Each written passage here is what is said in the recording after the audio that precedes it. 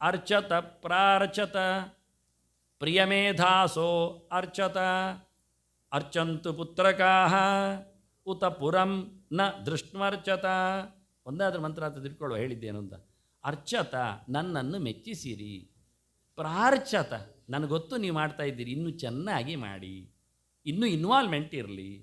ಪ್ರಿಯ ಮೇಧಾಸಹ, ಮೇಧ ಅಂದರೆ ಬುದ್ಧಿ, ಒಳ್ಳೆ ಬುದ್ಧಿಯಿಂದ ತಿಳಿದು ಅರ್ಚತ ಮಾಡಿ, ಬ್ಲೈಂಡಾಗಿ ಮಾಡಬೇಡಿ. ನೀವು ಒಳ್ಳೆ ಕರ್ಮದಲ್ಲಿ ನಿಷ್ಠರು ನನಗೆ ಗೊತ್ತು, ಆದರೆ ನನ್ನನ್ನು ಮೆಚ್ಚಿಸಲು ಬನ್ನಿ. ಅದಕ್ಕೋಸ್ಕರ ಒಳ್ಳೆ ಹೂವನ್ನು ಒಳ್ಳೆ ತುಳಸಿಯನ್ನೆಲ್ಲ ಒಟ್ಟು ಮಾಡಿ ನೀವೇ ಬೆಳೆಸಿ, ನೀವೇ ಕೊಯ್ಯಿರಿ, ನೀವೇ ತನ್ನಿ, ಅದರ ಚೆಲುವನ್ನು ನೀವೇ ಕೊಡಿ ಅಂತಾರೆ. ನಾವು ಮಕ್ಕಳು, ನಮಗೆಂತ ಗೊತ್ತಿಲ್ಲ. ಅರ್ಚಂತ ಪುತ್ರಕ, ಓ ಮಕ್ಕಳೇ ನೀವು ಬರಬೇಕು, ನೀವು ಸೇರಬೇಕು, ನಿಮ್ಮಿಂದಲೂ ಸೇವೆ ಆಗಬೇಕು. ಧ್ರುವ ಸಣ್ಣವನೇ, ಪ್ರಹ್ಲಾದ ದೊಡ್ಡವನೇನು, ಎಷ್ಟೆಲ್ಲ ಸಣ್ಣವರಿಲ್ಲ, ಎಲ್ಲರೂ ಬನ್ನಿ. ಅರ್ಚಂತ ಪುತ್ರಗಾಹ ಉತ ಪುರನ್ನ, ಒಂದು ಸ್ವಲ್ಪ ಎಚ್ಚರ, ನಿನಗಾಗಿ ಅಂತ ಮಾಡಬೇಡ, ನಿನ್ನ ದೇಹಕ್ಕಾಗಿ ಅಂತ ಮಾಡಬೇಡ, ಏನಿದ್ದರೂ ದೇವರಿಗಾಗಿ. ದೃಷ್ಣು ಅರ್ಚತ, ಎಲ್ಲಕ್ಕಿಂತ ದೊಡ್ಡವನಾದ ದೇವರನ್ನು ಮೆಚ್ಚಿಸಲೋಸ್ಕರ ಪೂಜೆ ಮಾಡು, ಸ್ವಾರ್ಥಕ್ಕೋಸ್ಕರ ಮಾಡಬೇಡ.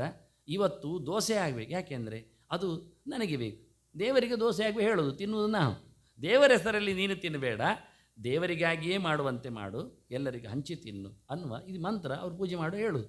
ಅದನ್ನೇ ಅರ್ಚಿಕೊಂಡ್ರೆ ಪರಚಿಕೊಂಡ್ರೆ ಇನ್ನೇನು ಬೆಳೀತದೆ ಹೇಳಿ.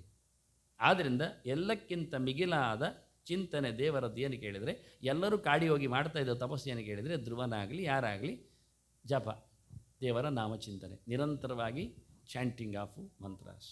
ಅದು ಗಟ್ಟಿ ಹೇಳುವುದಿಲ್ಲ, ಮೆಲ್ಲ ಹೇಳಲಿಕ್ಕೆ. ಮೆಲ್ಲ ಹೇಳಿದರೆ, ಮನಸ್ಸಿನಲ್ಲಿ ಹೇಳಿದರೆ ನಿದ್ದೆ ಬರ್ತದೆ, ತುಟಿಯಲ್ಲಿ ಹೇಳಲಿಕ್ಕೆ, ನಮ್ಮ ಕಿವಿಗೆ ಆಚೆಗೆ ಕೇಳಬಾರ್ದು ಹೇಳೋದು, ಅಷ್ಟೇ ಮೆಲ್ಲಗೆ. ಅದಕ್ಕೆ ಉಪಾಂಶ ಜಪ ಅಂತ ಹೆಸರು. ಇದನ್ನೇ ನಾನು ಸಂಧ್ಯಾ ವಂದನೆಯಲ್ಲಿ ಭಾರಿ ಸಂಧ್ಯಾ ಸಮೀಕ್ಷೆಯಲ್ಲಿ ತುಂಬ ವಿಷಯ ಬರೆದಿದ್ದೇನೆ ಇದರ ಬಗ್ಗೆ, ಜಪದ ಬಗ್ಗೆ.